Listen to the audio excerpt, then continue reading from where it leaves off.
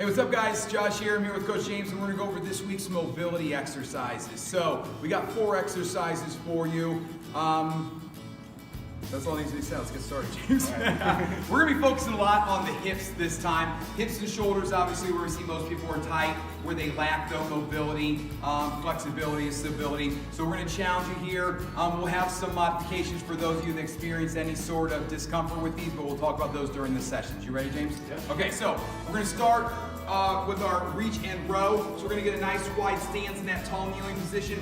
Nice wide stance with those knees, feet brought together behind you, squeezing those glutes tight. And then we're going to sit that butt back, reach with those arms like you're diving into a pool, ears next to your shoulders and biceps. And then you're going to squeeze those glutes and drive those hips forward, squeezing those shoulder blades, pushing that air out as you pull here. So really activating those deep back muscles, activating those glutes, stretching out those hip flexors, stretching out those anterior deltoids and those pecs. So from there, we're going to go down to our hands and knees. Now we're going to go to an open hip, half kneeling position here. So from our tabletop position, you're going to bring one foot up and you're going to open up here. So notice how James doesn't have his leg right in front of him. He's actually got it running perpendicular to his torso here. And now we're going to thread the needle. So he's going to reach through across his body with that arm and then reaching up to the ceiling. Now, as you reach up, push the ground away from you, stacking those shoulders over your wrist and reach up to the ceiling, not behind you here. We want to get nice and long through your shoulders here.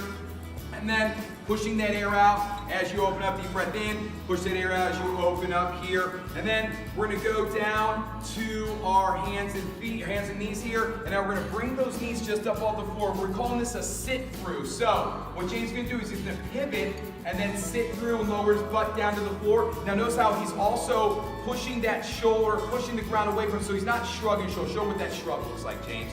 See how he's shrugging here? We want to push away the entire time to keep those muscles engaged, protect that shoulder, and then pull that leg back through to that beast position. Now you can set your butt on the floor here, or you can try to keep that butt off the floor, keeping that foot off the floor as well if you want to challenge yourself. You can also work on one side this round, or you can go side to side. So I'm going to get out of here so I don't get kicked in the face. I know how James would really love to make that happen here. So, sitting through, nice and controlled. He's going a little bit faster here because he's feeling more comfortable. You can take your time, make sure you're focusing on the quality of the movement before you try to pick up that pace here, pushing the ground away from you, nice and controlled. And then for our last exercise, we are going to be going into, what are we going into here, James?